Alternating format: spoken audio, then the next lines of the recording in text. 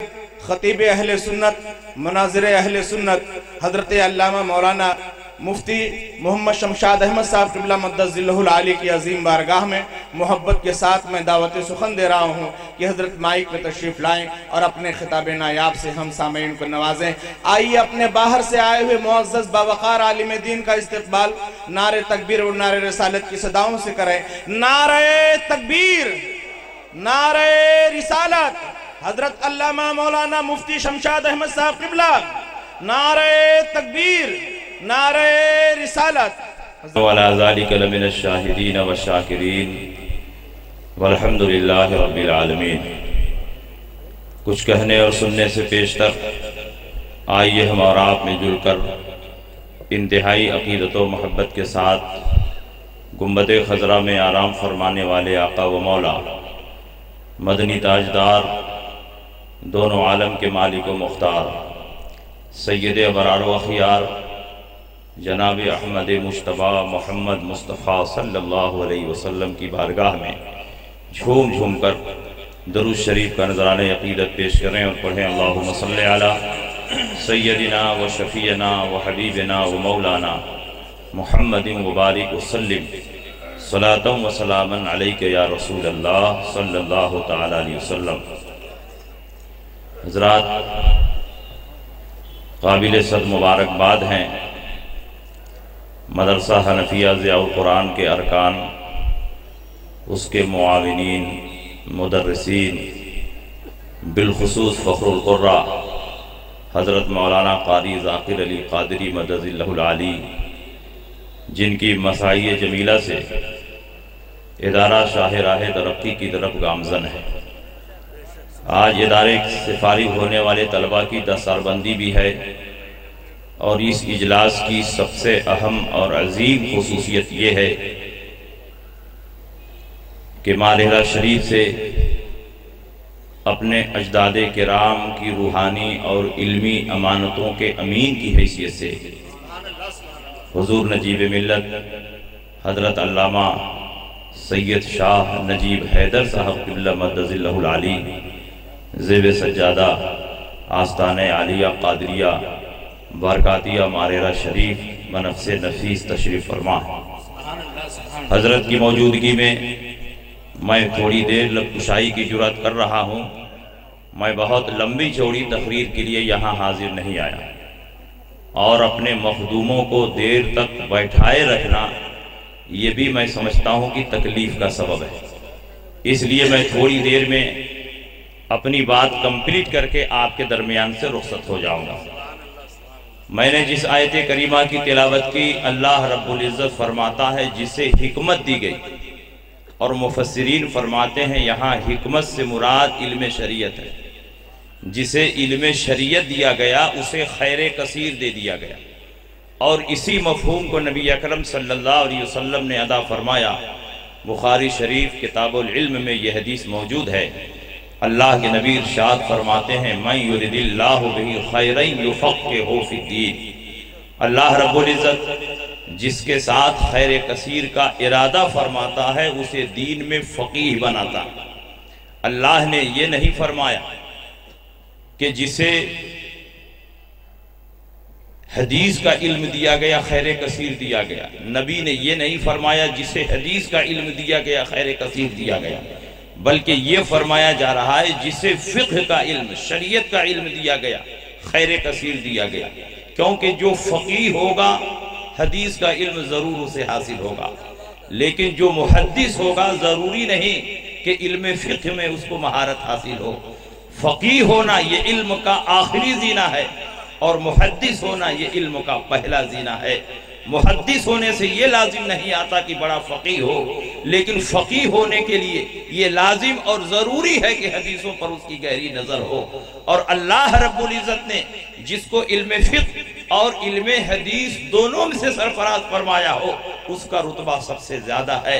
अल्हम्दुलिल्लाह ये मदारिस जिसमें हदीसों की तालीम दी जाती है, फ़िक़्ह की तालीम दी जाती है, यहाँ उलमा पैदा किए जाते हैं, मसाइल शरीयत बताए जाते हैं, यहाँ से फारिग होने वाले तलबा का अजीम मकाम है दुनिया की यूनिवर्सिटियों से फारिग होने वाले अपने इल्म की बुनियाद पर आज परिंदों की तरह हवाओं में उड़ रहे हैं, मछली की तरह पानी में तैर रहे हैं। दुनिया के कॉलेजों यूनिवर्सिटियों में पढ़ने वाले इस कदर तरक्की कर रहे हैं, तो आप जरा अंदाजा लगाओ कि जिसको अल्लाह ने इल्म दीन की बरकतों से सरफराज फरमाया हो उसका क्या मकाम होगा। और अल्लाह रब्बुल इज्जत ने इल्म फिक्र में जिसका रुतबा बुलंद किया हो, तो इल्म फिक्र में जितना रुतबा बुलंद होगा उतना ही उसका मकाम बढ़ता चला जाएगा।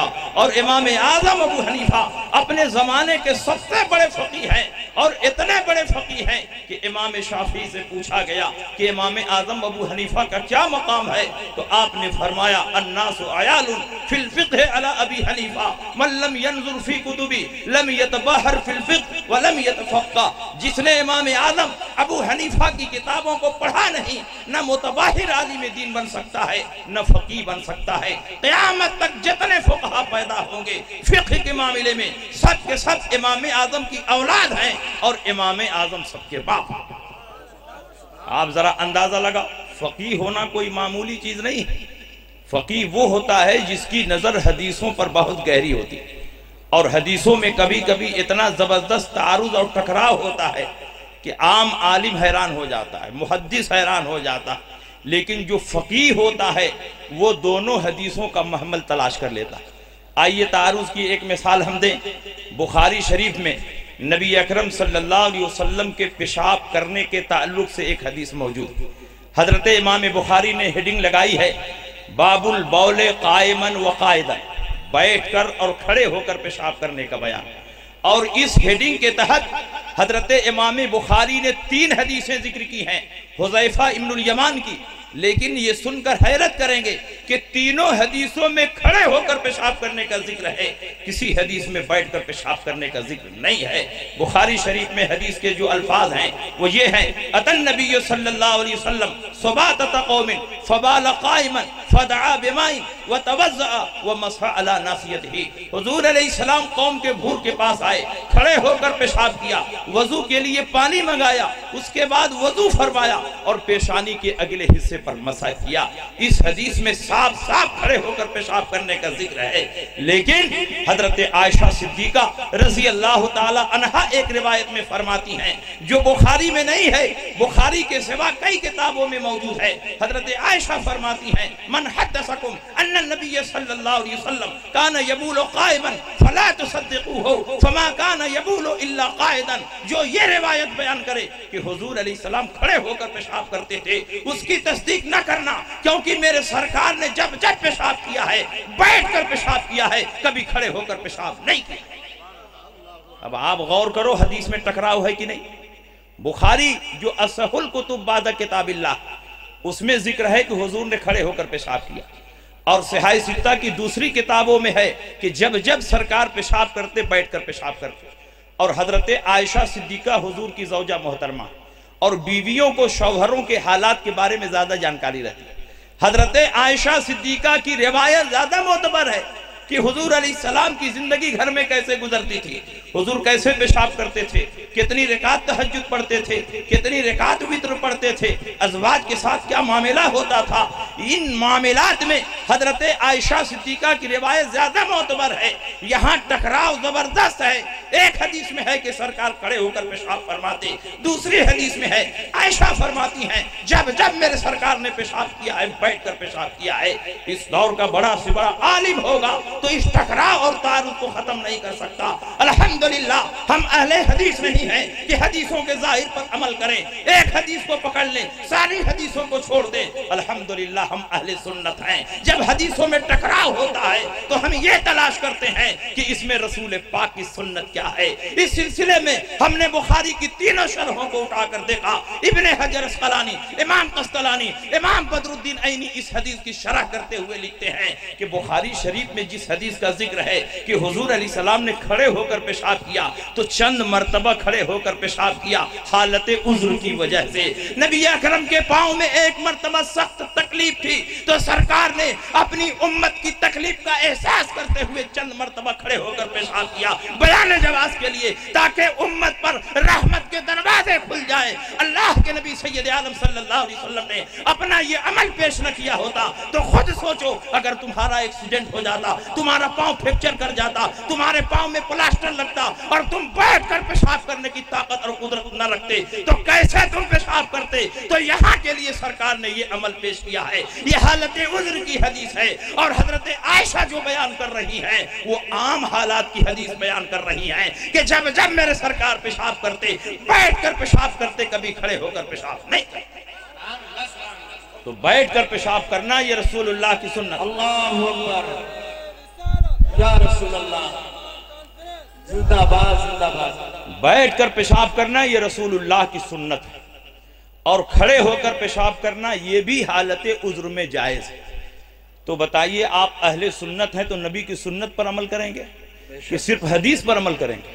सिर्फ हदीस पर अमल करोगे तो नबी की सुन्नत पर अमल नहीं हो पाएगा, क्योंकि जरूरी नहीं कि जिस हदीस पर अमल कर रहे हो वो हदीस रसूलुल्लाह की सुन्नत की हो, लेकिन जब सुन्नत पर अमल करोगे तो नबी की हदीस पर खुद ब खुद अमल हो जाएगा। इसलिए कि हर सुन्नत हदीस है मगर हर हदीस रसूलुल्लाह की सुन्नत नहीं है। इसलिए हम अहले सुन्नत बने, अहले सुन्नत के मामूलात पर चलें और इस सिलसिले में तारुज़ और टकराव की हम मिसालें पेश करें तो एक दो मिसाल नहीं, मेरे दिमाग में कम से कम 2 दर्जन से ज़्यादा हदीसें कि जहाँ ज़बरदस्त तारुज़ और टकराव। और जो लोग हदीसें पढ़ाते हैं वो अच्छी तरह जानते हैं कि तकरीबन हर बाब की हदीसों में टकराव हो जाता है।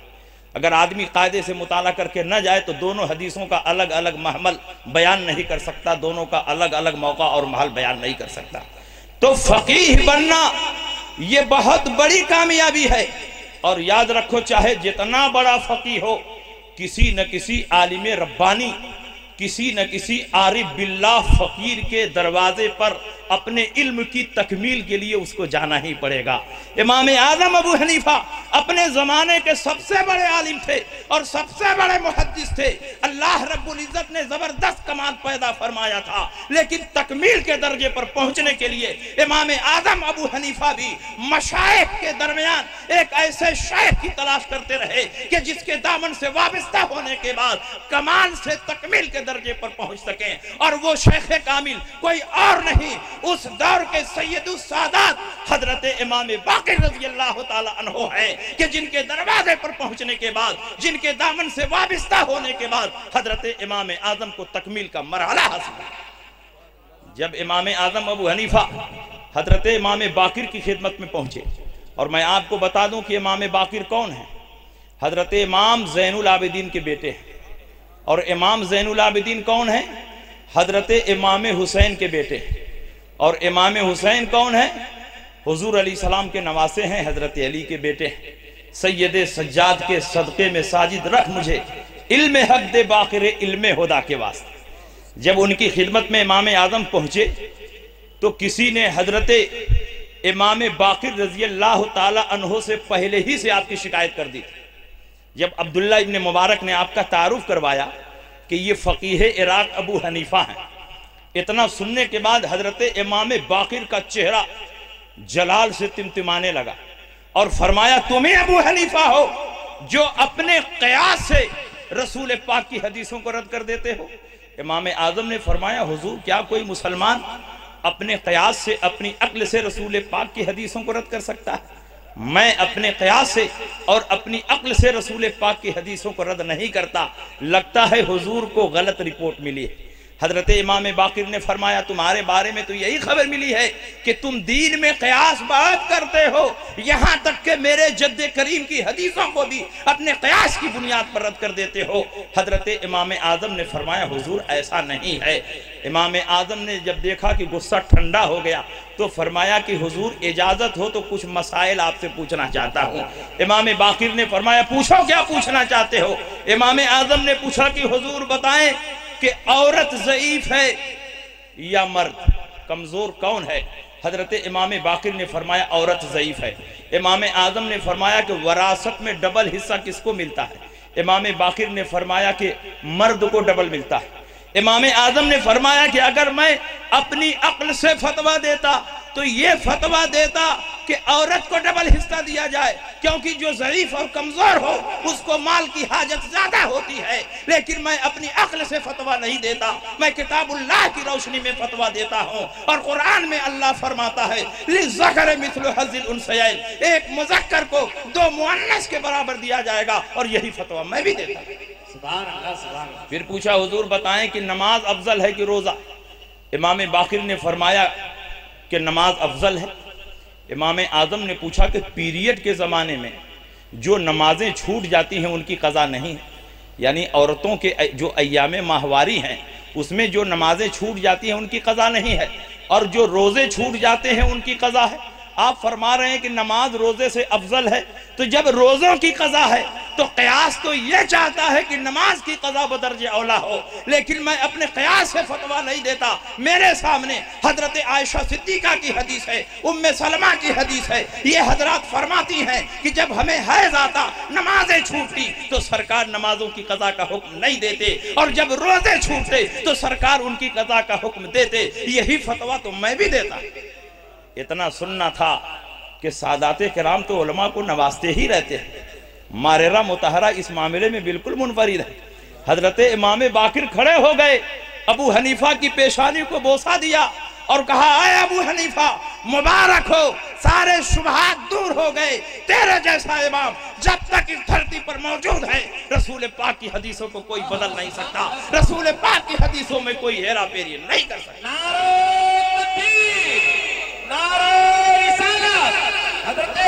मुफ्ती शमशाद अहमद साहब क़िबला, जामे ईमान कॉन्फ्रेंस, मदरसा और इस सिलसिले में इमाम आज़म अबू हनीफा को इमाम बाकिर से जुड़ने के बाद ऐसा कमाल हासिल हुआ कि उस दौर के बड़े बड़े फुक़हा और मुज्तहिदीन आपके सामने फैसला करते हुए घबराते थे कि कहीं अबू हनीफा पकड़ न ले। उस दौर में कूफे के काजी थे काजी इब्ने अबी लैला, उनका नाम अब्दुर्रहमान है, लेकिन मशहूर है काजी इब्ने अबी लैला से। इमाम आज़म के ज़माने में 21 साल तक कूफे के काजी रहे। अंदाज़ा लगाओ कि इमाम आज़म के ज़माने में जो इतना बड़ा काजी हो वो कितना बड़ा मुज्तहिद और फ़क़ीह होगा। हज़रत काजी इब्ने अबी लैला कूफे की जामे मस्जिद में अपनी मस्जिद क़ज़ा सजाते और वहीं से बैठकर फैसला करते।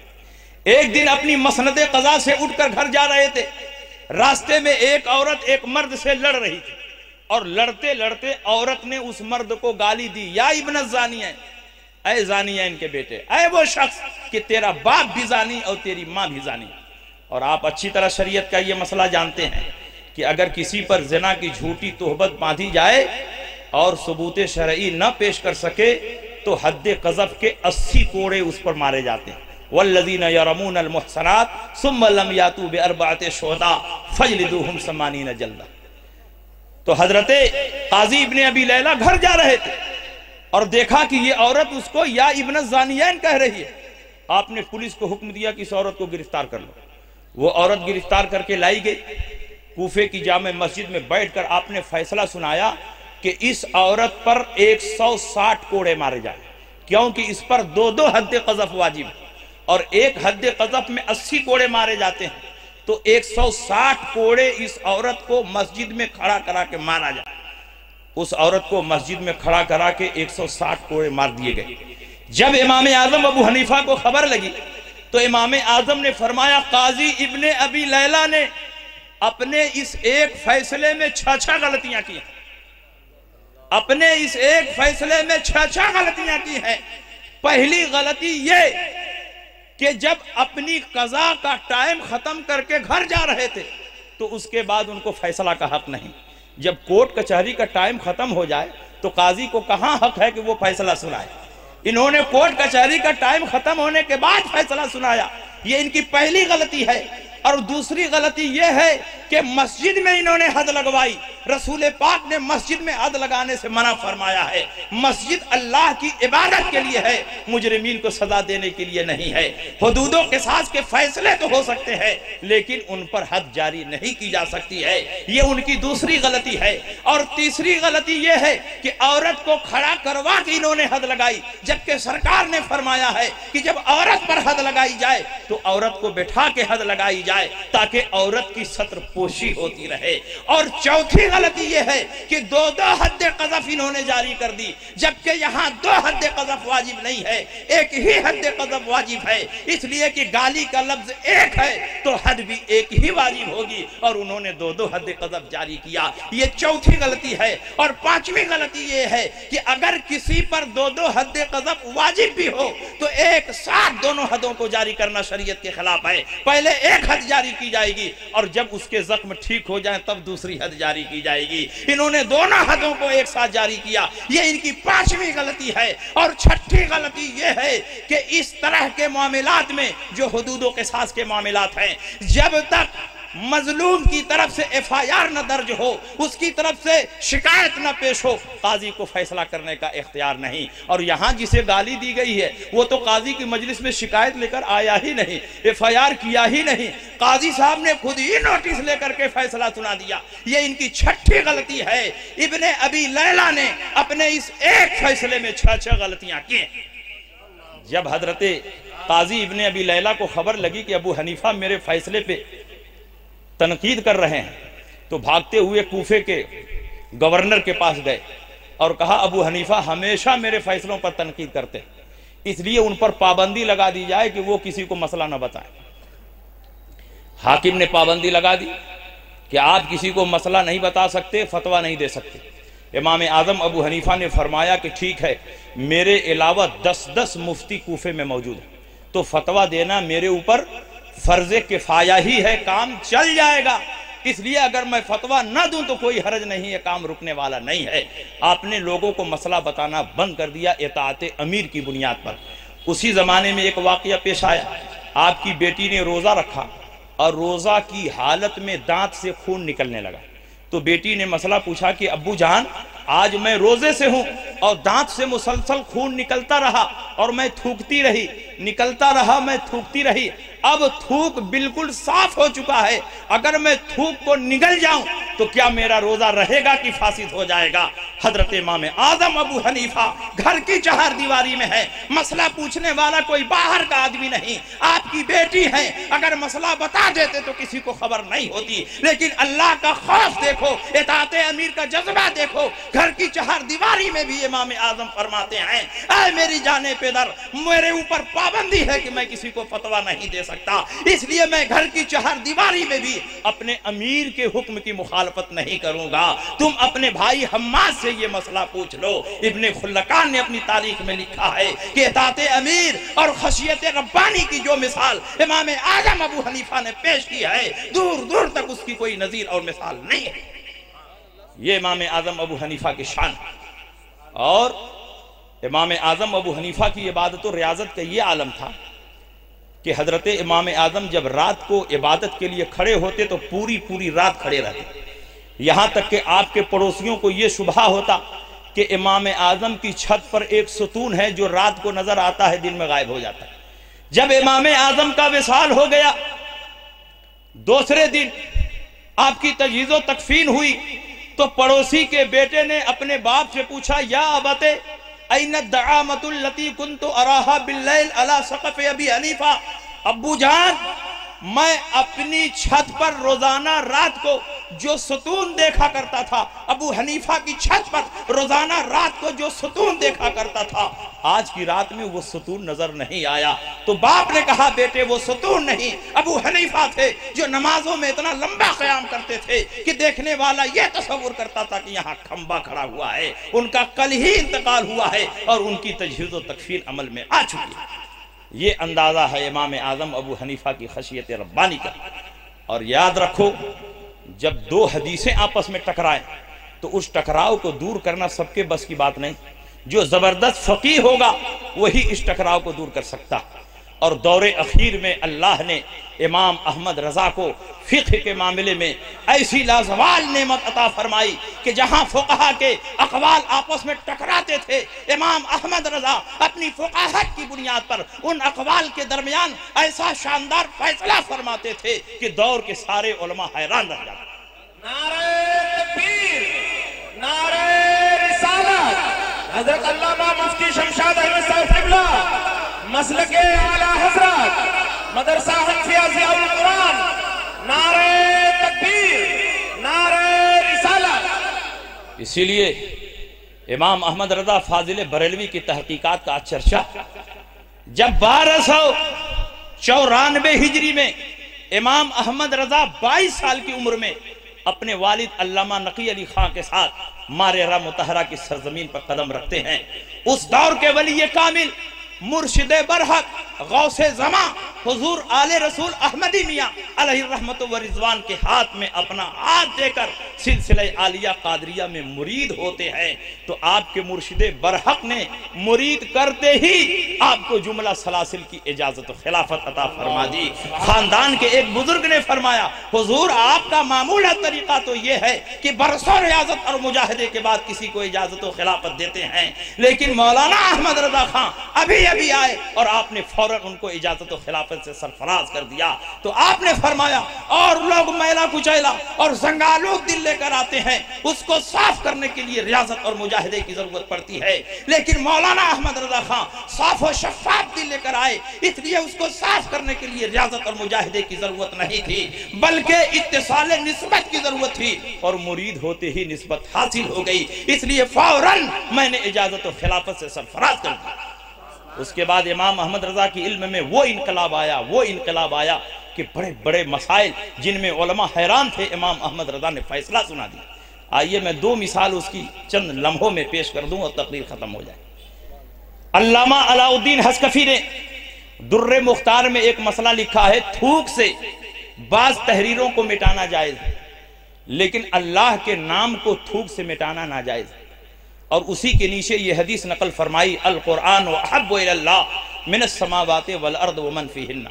कुरान अल्लाह के नजदीक जमीनो आसमान और जो कुछ जमीनो आसमान में है सबसे ज्यादा महबूब है।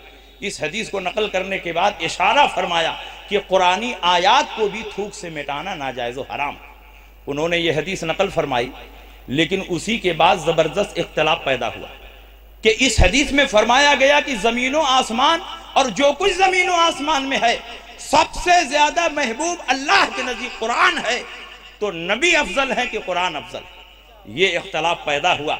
बड़े बड़े उलमा मुतहय्यर हैं, उलमा के दरमियान तत्बीक और तौफीक की कोई सूरत नहीं निकल पा रही है।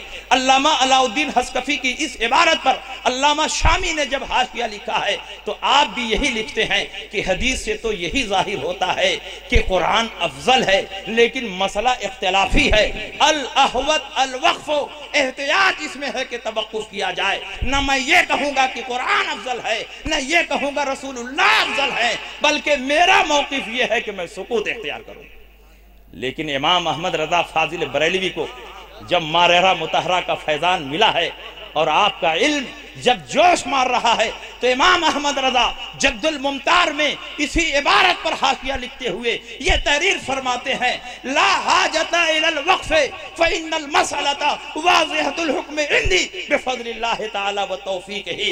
इस बंदे को चुप रहने की कोई जरूरत नहीं, अल्लाह के फजल व करम से ये मसला मेरे ऊपर बिल्कुल रोशन है। अगर कुरान से मुराद मुसहफ लिया जाए जो कागज और रोशनाई का मजमुआ है तो वो मखलूक है, और रसूल पाक तमाम मखलूक में सबसे अफजल तो इस मुसहफ से भी अफजल है। और अगर मुसहफ से मुराद कलाम रब्बानी लिया जाए तो कलाम अल्लाह की सिफत है, अल्लाह की हर सिफत कदीम है और कोई मखलूक किसी कदीम सिफत के बराबर भी नहीं हो सकता, तो उससे अफजल कैसे हो सकता है? इस लिहाज से कलामुल्लाह अफजल है और रसूल पाक मफजूल है। जिन फुक़हा ने फरमाया कुरान अफजल है उनकी मुराद कलाम इलाही है, और जिन फुक़हा ने फरमाया रसूलुल्लाह अफजल है उनकी मुराद मुसहफ है। इसलिए उलमा के अक़वाल में कोई इख्तलाफ नहीं है। नारे रिसालत, उलमाए अहले सुन्नत हज़रत अल्लामा मुफ्ती शमशाद अहमद साहब क़िबला, नारे तकबीर, नारे रिसालत। और आपने इमाम अहमद रजा की तसनीफ़ात का अगर मुताला किया होता तो इस तरह की मिसालें 1-2 नहीं सैकड़ों हैं, उससे भी ज़्यादा है। उसी दुर्रे मुख्तार में अल्लामा अलाउद्दीन हस्कफी ने तरके जमाअत के बहुत से आज़ार लिखे। ला तजिबुल जमाअतु अला मरीज़िन व मुक़नईन व ज़मीनिन मरीज पर जमात नहीं है, लुंजे पर जमात नहीं है, अपाहिज पर जमात नहीं है, अंधे पर जमात नहीं है, बहुत कमज़ोर हो कि मस्जिद न जा सके उस पर जमात नहीं है, सख्त तालीकी हो तो जमात नहीं है, बहुत बारिश हो तो उस पर जमात नहीं है। यानी किन किन उज़रों की बुनियाद पर जमात को तर्क किया जा सकता है, तफसील के साथ अल्लामा अलाउद्दीन हज़कफ़ी ने लिखा है। लेकिन मुसाफिर पर जमात है कि नहीं है, इस सिलसिले में आपने कोई बहस नहीं की है। अल्लामा शामी ने अपनी तरफ से इस बहस का आगाज करते हुए इरशाद फरमाया, व अम्मा सफर नफ्सु फलैसा बिउज़्रिन, महज सफर कोई उज़्र नहीं है, मुसाफिर पर जमात वाजिब है।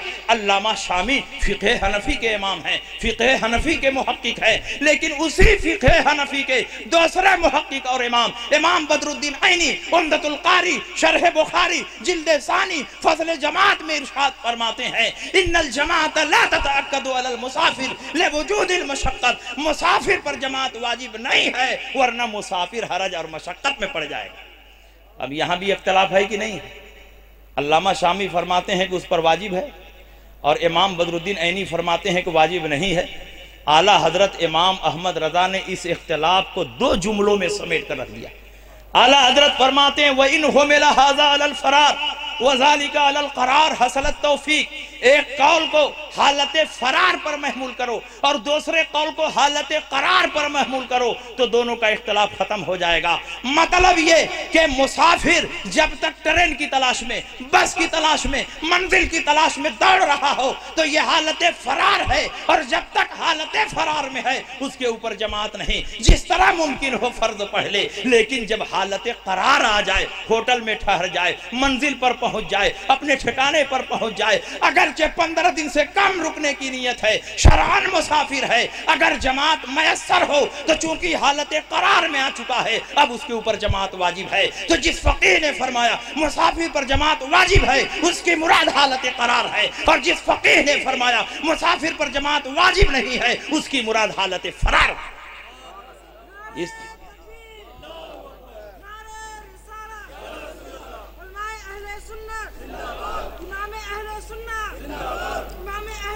सुभान अल्लाह, सुभान अल्लाह। बस तकरीर बहुत हो गई। इंशाअल्लाह लखनऊ तो मैं हमेशा आता रहता हूँ और तकरीरें होती रहती हैं। हज़रत तशरीफ़ फरमा है, देर तक अपने मखदूमों को बिठाना मुनासिब नहीं है।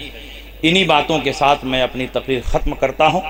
पूरी मजबूती के साथ मसलक इमाम आज़म और मसलक आला हज़रत पर डटे रहिए। यही मसलक दुनिया और आखिरत में निजात अता फरमाने वाला है। लहद में इश्क़ रुखे शह का दाग लेके चले, अंधेरी रात सुनी थी चिराग लेके चले, तेरे गुलामों का नक्श कदम है राह खुदा, वो क्या बहक सके जो ये सुराग लेके चले। वाखिर दावाना अनिल हम्दुलिल्लाहि रब्बिल आलमीन।